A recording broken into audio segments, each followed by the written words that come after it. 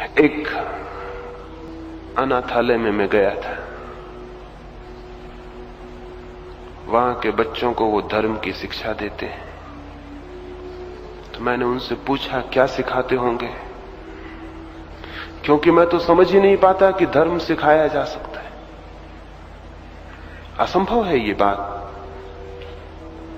सिखाया जा सकता होता तो 5000 साल हो गए, अब तक आदमी धार्मिक हो गया होता। और हमने सब बातें तो सिखा दी हैं। एक एक आदमी जानता है कि ईश्वर है, आत्मा है, मोक्ष है, फला है, ढिका है, कर्म है, ये है, वह हर आदमी जानता है। लेकिन कोई आदमी धार्मिक नहीं हो गया इस वजह से। बल्कि ये जो इस तरह की बातें जानने वाले लोग हैं बड़े खतरनाक हैं।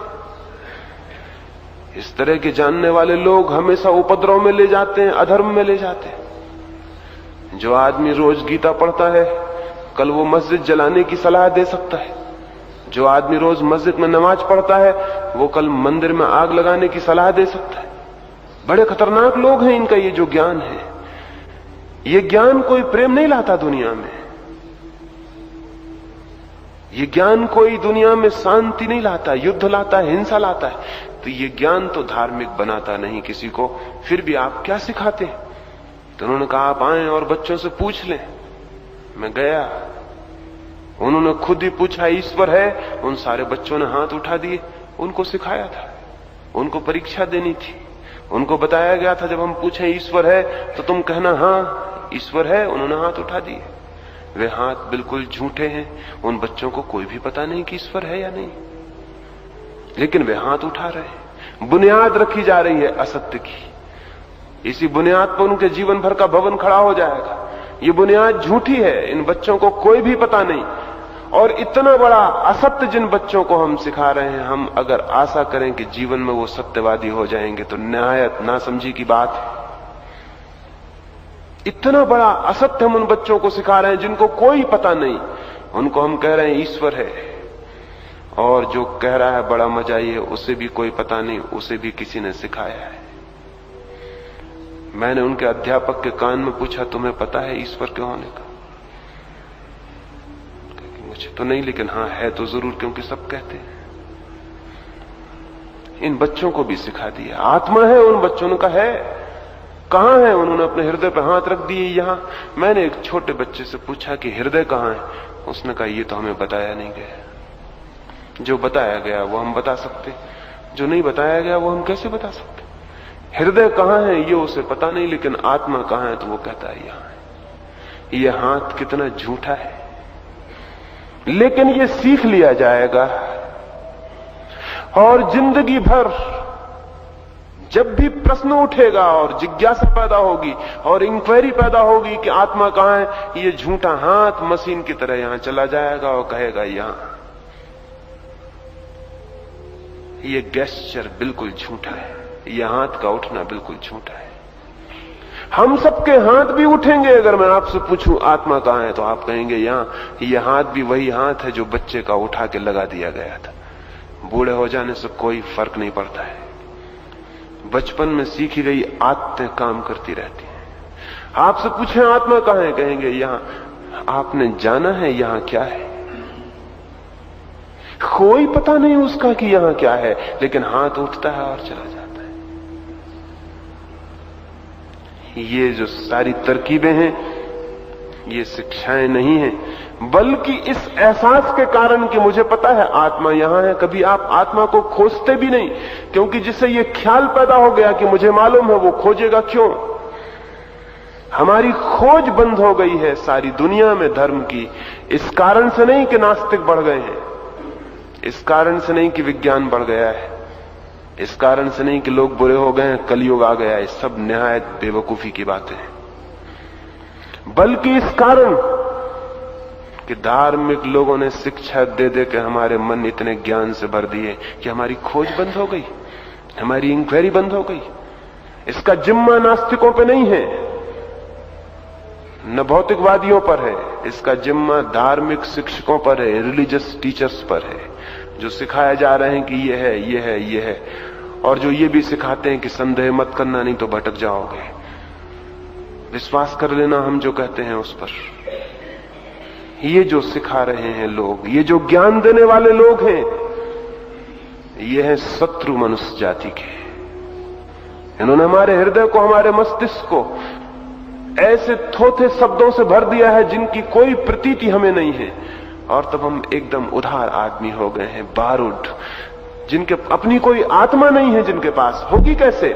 जिसके पास अपना कोई ज्ञान नहीं है, उसके पास अपनी कोई आत्मा, अपना कोई बल होता है। जिसका सब ज्ञान दूसरों से आता हो, वो भीतर एकदम सत्वहीन हो जाता है, इम्पोटेंट हो जाता है। उसके भीतर कोई बल नहीं रह जाता, वो कुछ भी नहीं जानता है।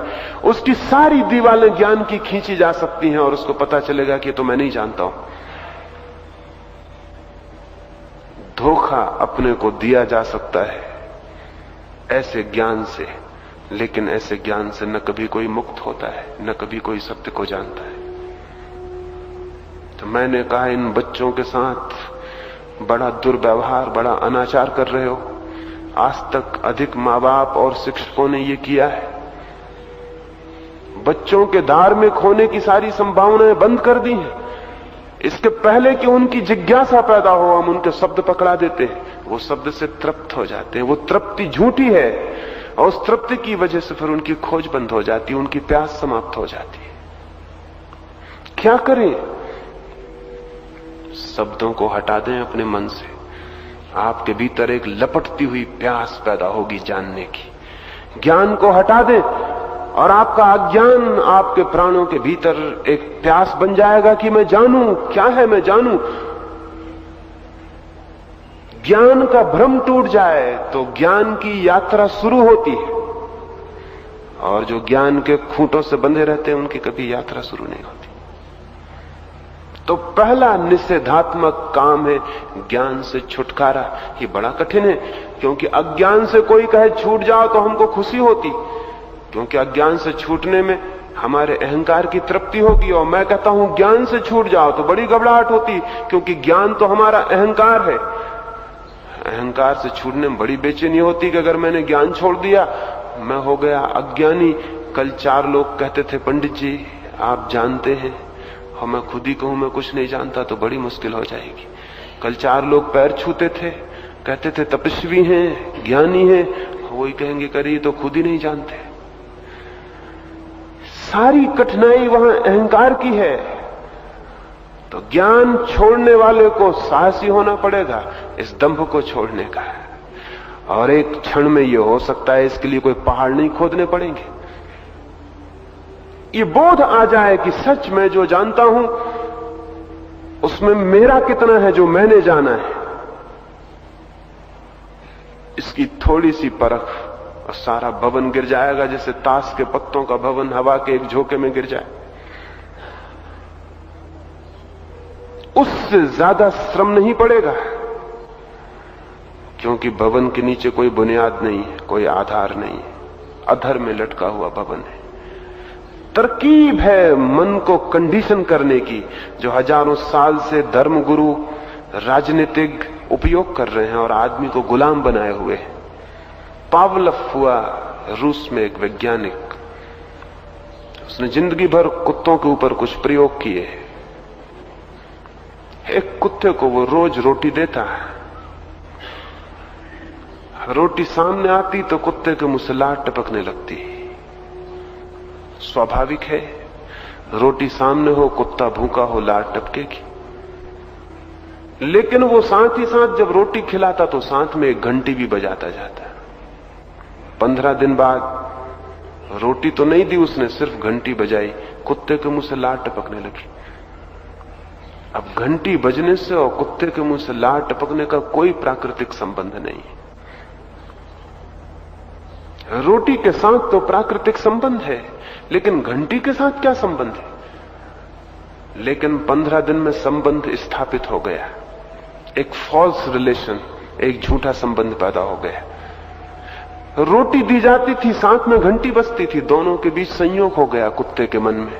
रोटी और घंटी साथ साथ ख्याल में आ गए।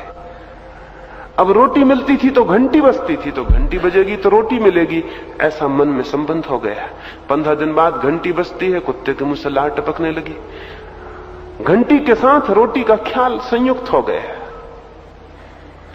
इसको पावलोव ने कहा ये बड़ी क्रांतिकारी खोज थी, इसके इंप्लीकेशंस, इसके अंतर्गर्भित अर्थ बहुत गहरे हैं। एक छोटे से बच्चे को ले जाते हैं आप एक मंदिर में और कहते हैं ये भगवान है। बच्चे को कोई भगवान वहां दिखाई नहीं पड़ता। अगर बच्चे को दिखाई पड़ता होता तो आपको बताने की कोई जरूरत न पड़ती। आप हाथ जोड़ते हैं और बच्चे से कहते हैं हाथ जोड़ो। अगर बच्चे को भगवान दिखाई पड़ रहे होते तो वो खुद ही हाथ जोड़ लेता। आपको बच्चे को तो दिख रहा है कि पत्थर की एक मूर्ति रखी, बच्चे को तो सच्चाई दिख रही होगी, आपको भला भगवान दिख रहे हो।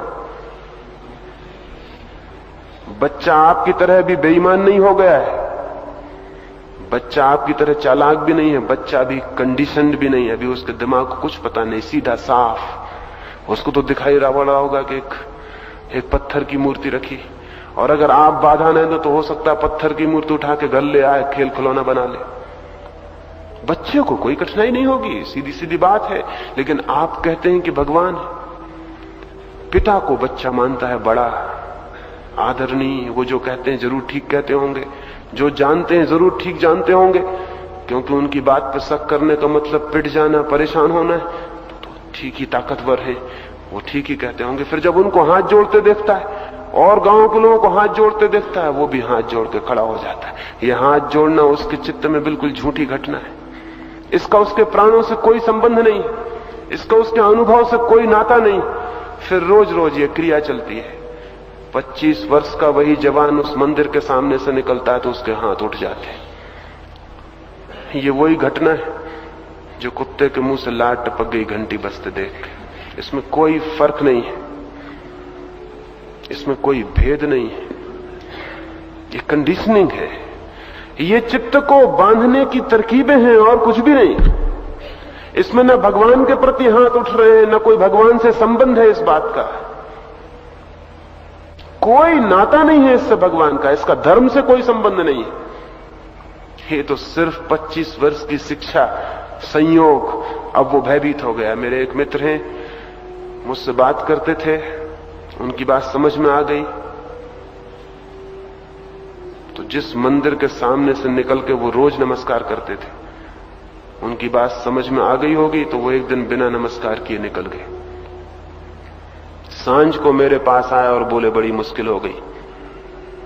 20-25 कदम तो मैं हिम्मत करके चला गया कि ना करूं नमस्कार, लेकिन 20-25 कदम के बाद मुझे एकदम पसीना आने लगा और हृदय घबराने लगा कि आज 30 वर्षों से निरंतर नमस्कार करता था, कहीं भगवान नाराज ना हो जाए। और मैं भी कहां के चक्कर में पड़ गया, किस बात में पड़ गया। और फिर मैंने कहा कौन देखता और आपको पता भी क्या चलेगा कि मैंने किया कि नहीं। मैं वापस लौटा, मैंने धीरे से नमस्कार किया और फिर दफ्तर चला गया निश्चिंत शांत होके। मैंने उनसे कहा मैंने कभी कहा नहीं कि तुम छोड़ देना नमस्कार करना। मैंने तो ये कहा कि तुम समझ लेना कि नमस्कार करना है क्या है, और अगर ये ख्याल में आ जाएगा तो तुम्हें पता भी नहीं चलेगा ये कब छूट गया है। ये इस भांति हमारा जो चित्त है उसको हम समझ रहे हैं ये ज्ञान और धर्म को जान लिए वाला चित्त है, इसमें कुछ भी नहीं जाना हुआ है। इसी भांति हमने शब्द सीख लिए, शास्त्र सीख लिए, मंदिर सीख लिए, प्रार्थनाएं पूजाएं सीख ली, सारी झूठी। इनका हमारे प्राणों के अंत से कोई संबंध नहीं, इसका हमारी आत्मा से कोई संबंध नहीं, और इसीलिए तो हम झूठे आदमी की तरह जमीन पर खड़े हुए। तो पहली बात, शब्द से, शास्त्र से, ज्ञान से, जो सिखाया गया है उससे, उसके प्रति ये बोध जग जाना चाहिए वो ज्ञान नहीं है, वो सत्य नहीं है, वो केवल शिक्षा है, उधार बासी दूसरों की। उसमें मेरा अपना कुछ भी नहीं है। और अगर ये स्मरण आ जाए कि उसमें मेरा अपना कुछ भी नहीं है तो दीवारें गिर जाएंगी, वो भवन गिर जाएगा, और तब नए भवन को खड़े करने की जगह खाली हो जाएगी। मैं नहीं जानता हूं, ये जानना पहला सूत्र है। मैं नहीं जानता हूं सत्य को, स्वयं को, सर्व को कुछ भी नहीं जानता हूं। टोटल इग्नोरेंस है, पूरा अज्ञान है, कुछ भी नहीं जानता हूं। ये बोध पहली सीढ़ी है, फिर इसके बाद कुछ हो सकता है। इस बोध के ऊपर, क्योंकि सत्य है ये बोध, निश्चित तथ्य है ये हमारी वास्तविक दशा है, तो ये आधार बन सकता है। फिर इसके ऊपर कुछ भवन खड़ा किया जा सकता है। फिर हम पूछ सकते हैं कि मैं कैसे जानूं, फिर हम पूछ सकते हैं कि मैं क्या करूं कि जानना हो सके। अभी तो नहीं जानता हूं। वेजनर एक बहुत बड़ा संगीतज्ञ हुआ जी। उसके पास एक युवक संगीतज्ञ आया और वेजनर से बोला, प्रभावित हुआ हूं तुम्हारी कला से मैं, और तुम्हारे निकट रह के संगीत सीखना चाहता हूं। वेजनर ने कहा, मित्र, पहले तो कहीं और संगीत नहीं सीखा है? उसने कहा, मैंने सीखा है, 5 वर्षों से अभ्यास करता हूं, इसलिए आपको कठिनाई भी कम होगी मुझे सिखाने में। वेजनर ने कहा, तुम गलती में हो, कठिनाई ज्यादा हो गई। तुमने जो सीखा है पहले उसे भुलाना पड़ेगा,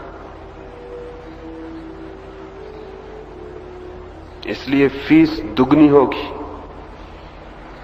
जो लोग बिल्कुल अनसीखे आते हैं, उनसे जितनी फीस लेता हूं उससे दुगनी तुमसे लूंगा, क्योंकि पहली तो मुसीबत यह हो गई कि तुमने जो सीखा है वो भुलाना होगा, वो अनलर्न करना होगा, उसे साफ करना होगा।